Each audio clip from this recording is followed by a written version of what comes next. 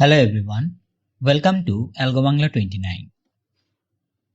আজকে আমরা data transfer instruction সম্বন্ধে জানব। গত লেকচার ভিডিওতে আমরা দেখছিলাম যে কিভাবে আমাদের যে ইনস্ট্রাকশন টাইপ অফ ইনস্ট্রাকশন কাজ করে থাকে এবং কি টাইপ অফ ইনস্ট্রাকশন হয়ে থাকে। তো আজকে আমরা ডেটা ট্রান্সফার ইনস্ট্রাকশন সম্বন্ধে খুব ভালোভাবে আলোচনা করব এবং বোঝার চেষ্টা করব যে আসলে আমাদের যে ডেটা ট্রান্সফার ইনস্ট্রাকশনগুলো আছে বা আমাদের যে কমান্ডগুলো আছে, যে কমান্ডের মাধ্যমে আমাদের যে মাইক্রোপ্রসেসর ইউনিট কাজ করে থাকে, যে আমাদের হার্ডওয়্যার সিস্টেম এবং সফটওয়্যার সিস্টেমের মধ্যে যে ইন্টারাকশন এবং আমাদের সাথে যে কম্পিউটারের ইন্টারাকশন হয়ে থাকে যে কমান্ডের মাধ্যমে, সেই কমান্ডগুলো কিভাবে কাজ করে এবং কি কমান্ড আমরা ব্যবহার করি সেগুলো আমরা আজকের এই টপিকে দেখব। তো আমরা প্রথমে জানি যে আমাদের ডেটা ট্রান্সফার ইনস্ট্রাকশন বলতে আমরা বুঝাচ্ছি যে যেখানে আমাদের ইন্টারনাল যে কম্পোনেন্ট যেরকম মেমোরি, তারপরে আছে হচ্ছে রেজিস্টার, তারপরে আছে হচ্ছে আমাদের বিভিন্ন ধরনের ইনপুট আউটপুট ডিভাইস আছে, যে ডিভাইসের মধ্যে আমাদের ডেটাগুলা যে মুভ করতে প্রয়োজন হয় যেভাবে, সেই প্রয়োজনগুলা আমরা এই ডেটা ট্রান্সফার ইনস্ট্রাকশনের মাধ্যমে কি করে থাকি। তো এখন আমরা দেখব যে সেই কমান্ডগুলো কিভাবে কাজ করে। তো এখানে আছে বিভিন্ন ধরনের কমান্ডগুলো আমরা ব্যবহার করে থাকি, এগুলো হচ্ছে আমাদের সেটআপ কমান্ড। তো প্রথমে যে কমান্ডটি আছে সেটি হচ্ছে মুভ কমান্ড। তো মুভ কমান্ডটি কিভাবে কাজ করে? তো মুভ কমান্ডটি মূলত মেইনলি আমাদের যে কপি কমান্ড আছে বা আমরা যে ডেটা বা ওয়ার্ড গুলাকে যদি আমরা কপি করতে চাই তাহলে সেক্ষেত্রে আমাদের কি কমান্ড ইউজ করতে হয়? মুভ কমান্ড ইউজ করতে হয়। তো আমরা একটু দেখি যে আমাদের যে মুভ কমান্ড এটি আসলে কিভাবে কাজ করে। তো আমরা মনে করি যে আমাদের একটা মেমোরি ব্লক আছে, এই যে আমাদের এইটা হচ্ছে আমাদের ধরা যাক যে আমাদের মেমোরি ব্লক। তো মেমোরি ব্লকের মধ্যে আমাদের বিভিন্ন রকমের কি থাকে, আমাদের সেল থাকে। তো এই সেলের মধ্যে আমাদের এটা হচ্ছে আমাদের মেমোরি, আমরা এখানে লিখে রাখি যে এটা হচ্ছে আমাদের মেমোরি। তো এই যে সেলগুলা থাকে, এই সেলের মধ্যে কি থাকে, আমাদের ডেটাগুলা থাকে বা ওয়ার্ড থাকে। কম্পিউটার আর্কিটেকচার এবং অর্গানাইজেশনে আমরা ডেটাগুলোকে ওয়ার্ড বলে থাকি। তো এখানে আমাদের বিভিন্ন ধরনের ওয়ার্ড থাকে। তো সেই ওয়ার্ডগুলা আমরা কি করি, আমরা যখন মুভ করি বা কমান্ড করি যে আমাদের এক স্থান থেকে একটা সেল থেকে আরেকটা সেলে যদি আমরা শিফট করতে চাই, তো সেই ক্ষেত্রে আমাদের কি মুভ কমান্ড ব্যবহৃত হয়ে থাকে। তো এই মুভ কমান্ডটি আমরা মেমোরি টু মেমোরির মধ্যেও করতে পারি, আবার আমরা চাইলে রেজিস্টারের মধ্যেও করতে পারি। ধরা যাক যদি আমরা এখানে একটা রেজিস্টারের সেলটা চিন্তা করি, তাহলে রেজিস্টারের সেলটি মূলত এরকমই থাকে। তো সেম অ্যাজ মেমোরি সেল। তো আমরা এই রেজিস্টারের মধ্যে আমরা কি করতে পারি, মুভ কমান্ডটি ব্যবহার করতে পারি। তো মুভ কমান্ডটি এভাবে কাজ করে, আমরা যদি কমান্ডটি লিখি যে মুভ R1 R2, এটা মানে কি বুঝাচ্ছি, এটার মানে বুঝাচ্ছি যে আমাদের যে R1 R2 তে যে ডেটাটি আছে সেটি হচ্ছে কি R1 রেজিস্টারে কি কপি করতে। তো এই মুভ কমান্ডের মাধ্যমে আমরা R2 এর ডেটা বা R2 এর মধ্যে যে ওয়ার্ড আছে সেই ওয়ার্ডটাকে কি করতে পারি, আমরা R1 এ কপি করে রাখতে পারি। তো এভাবে আমরা যে সেটআপ ইনস্ট্রাকশন দিচ্ছি, তো এভাবে আমরা মুভ কমান্ডটি কাজ করে থাকে। এছাড়াও এই মুভ কমান্ডটি বিভিন্ন অ্যাড্রেস রেজিস্টার বা অ্যাড্রেসের মাধ্যমে অ্যাড্রেসিং এর মাধ্যমে আমাদের এই মুভ টাইপ অফ কমান্ড কাজ হয়ে থাকে। তো অ্যাড্রেসিং কিভাবে হয়ে থাকে? অ্যাড্রেসিং বলতে পারি যে আমরা যদি চাই যে আমরা এই মুভ কমান্ডের মাধ্যমে R1 এ আমরা যেটা রাখতে চাই সেটি হচ্ছে কি, আমাদের ধরলাম একটা অ্যাড্রেস দিয়ে দিলাম যে 500। তো 500 মানে কি বোঝাচ্ছি, যে 500 হচ্ছে আমাদের যে মেমোরির ব্লকের যে লোকেশন, সেই অ্যাড্রেসটাকে আমরা এই 500 দ্বারা বোঝাচ্ছি এবং 500 এ যে ডেটাটি আছে বা যে ওয়ার্ডটি আছে সেটি আমরা কি করতে চাচ্ছি, সেটি হচ্ছে R1 যে রেজিস্টার সেই রেজিস্টারে কপি করতে চাচ্ছি। তো আমরা ধরলাম যে এখানে আমাদের এই ডেটাটি আছে, আমাদের এটা যদি মেমোরি লোকেশন 500 হয়, তো 500 থেকে ডেটাটি আমরা কপি করে R1 রেজিস্টারের মধ্যে আমরা রাখতে যাচ্ছি। ধরা যাক যে এটা R1, এটা R2, এভাবে হচ্ছে কি আমাদের বিভিন্ন রেজিস্টার আছে। তো এই যে কপি প্রসেসটি, এটি হচ্ছে জাস্ট আমরা এই যে ইনস্ট্রাকশনটি যদি আমরা ইউজ করি তাহলে কি হয়ে যাবে, আমাদের 500 মেমোরি অ্যাড্রেসের যে ওয়ার্ড বা যে লোকেশনে যে ওয়ার্ডটি আছে সেই ওয়ার্ডটি কি হয়ে যাবে, R1 রেজিস্টারের মধ্যে কি কপি হয়ে যাবে। এরপরে যেটি আছে সেটি হচ্ছে আমাদের ইনস্ট্রাকশন বা কমান্ড, সেটি হচ্ছে লোড কমান্ড। তো লোড কমান্ডে কি হয়ে থাকে, আমরা যে দেখলাম যে আমাদের যে মেমোরি ব্লক, ধরলাম যে আমাদের এখানে মেমোরি ব্লক, এটি হচ্ছে আমাদের মেমোরি ব্লক এম, আর এখানে হচ্ছে আমাদের আরেকটি ব্লক, সেটা হচ্ছে কি রেজিস্টার ব্লক। তো এটি হচ্ছে আমাদের রেজিস্টার ব্লক, এটি হচ্ছে রেজ। ওকে।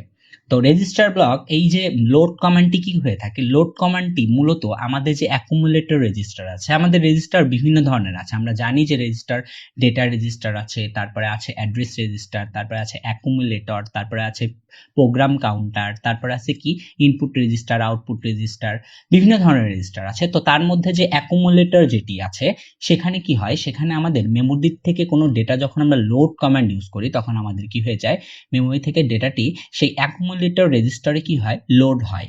তো লোড হওয়ার মানে কি, স্টোর হওয়া। তার মানে আমরা যখন কোনো কিছুকে লোড করি মেমোরি থেকে কোনো ডেটাকে বা ওয়ার্ডকে, তখন সেটি কি হয়, সেটি হচ্ছে অ্যাকুমুলেটর রেজিস্টারে কি হয়ে যায়, চলে আসে। তো এইটি কমান্ডের জন্য আমাদের যে কিওয়ার্ডটি ইউজ করতে হয় সেটি হচ্ছে এলডি লোড। তো এটার মানে হচ্ছে লোড। তো এলডি, তারপর আমরা যদি লিখি যে আর ওয়ান আমরা লোড করতে চাচ্ছি, সেটি কোথা থেকে, আমাদের যে কোনো একটা অ্যাড্রেস থেকে। তাহলে দেখা যাচ্ছে আমরা দিলাম যে 5000 অ্যাড্রেস থেকে আমাদের যে ডেটা আছে সেই ডেটাটি আমরা অ্যাকুমুলেটরে আমরা কি করতে চাচ্ছি, লোড করতে চাচ্ছি। এই কমান্ডের মাধ্যমে কি করতে পারবো, মেমোরি থেকে আমাদের যেই রেজিস্টার আছে সেই রেজিস্টারে লোড করতে পারবো। এরপরে আমাদের যেটি আছে সেটি হচ্ছে কি স্টোর কমান্ড। তো স্টোর এই যে ওয়ার্ডটি আমরা যে রিভার্স প্রসেসটা, মানে লোডের যে রিভার্স প্রসেসটি আছে সেটি আমরা মিন করে থাকি। তো স্টোর করা মানে আমাদের রেজিস্টার থেকে কোনো ডেটা যদি আমরা মেমোরিতে স্টোর করি বা মেমোরিতে শিফট করি, সেটাকে আমরা বোঝাচ্ছি যে স্টোর। তো স্টোরের মাধ্যমে আমাদের রিভার্স প্রসেসটি হয়ে থাকে, লোডের রিভার্স প্রসেসটি আমরা স্টোরের মাধ্যমে করে থাকি।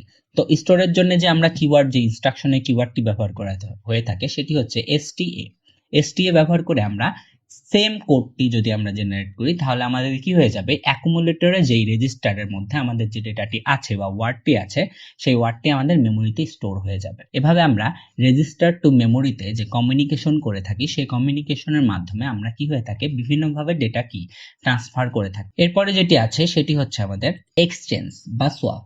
এই এক্সচেঞ্জ বা সোয়াপ কন্ডিশন এটি কি, এটি মূলত আমাদের যদি আমরা কোনো রেজিস্টারের মধ্যে কোনো একটা ডেটা বা ওয়ার্ডকে এক্সচেঞ্জ করতে চাই বা সোয়াপ করতে চাই। সোয়াপ করা মানে একটা রেজিস্টারের ডেটা আরেকটা রেজিস্টারে কি করা, শিফট করা, পাশাপাশি আরেকটা রেজিস্টারের ডেটাতে আরেকটা রেজিস্টারে শিফট করা। এটি হচ্ছে মূলত সোয়াপ কন্ডিশন মেনটেন করে।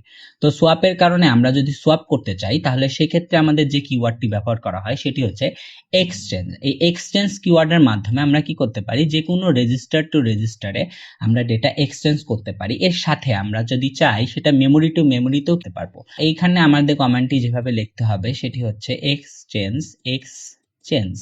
এই কিওয়ার্ড লেখার পর যদি আমরা লিখি যে আর1 আর2, এর মানে হচ্ছে আমাদের যে আর2 তে যে ডেটাটি আছে সেটি আর1 এ চলে আসবে এবং আর1 এর ডেটাটি কি হয়ে যাবে, আর2 তে চলে আসবে।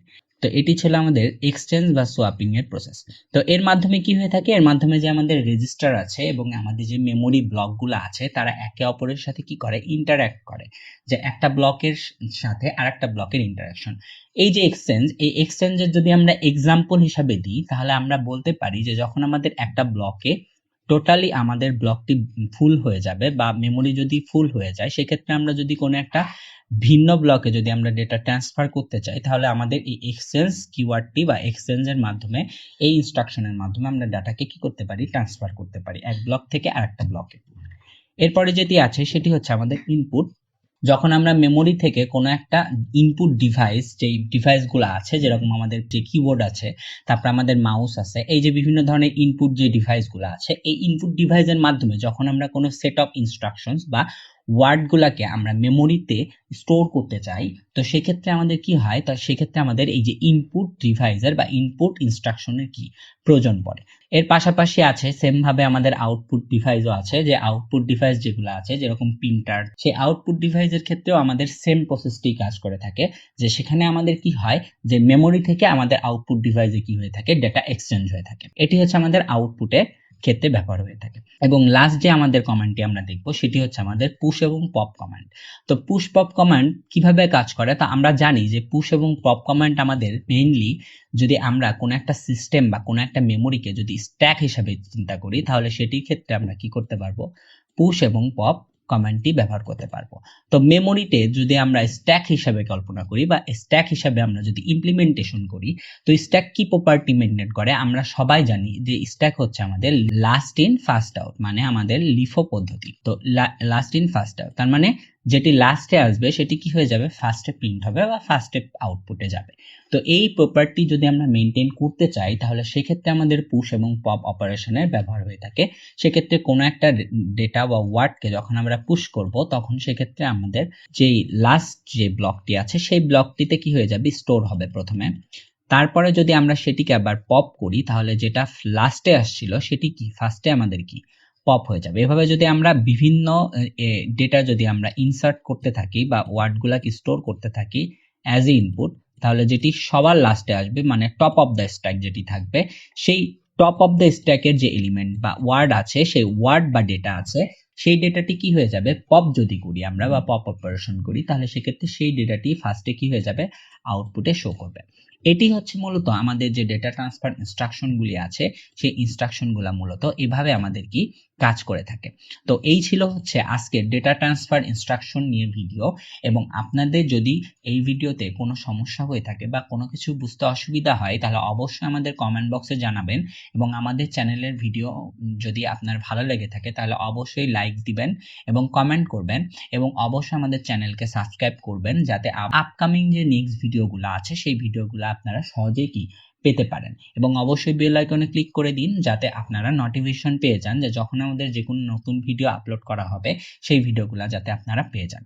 আজকের ভিডিও এ পর্যন্তই। সবাইকে অনেক ধন্যবাদ। অ্যালগো বাংলা 29 এর সাথে থাকুন, পাশে থাকুন, লাইক করুন, শেয়ার করুন।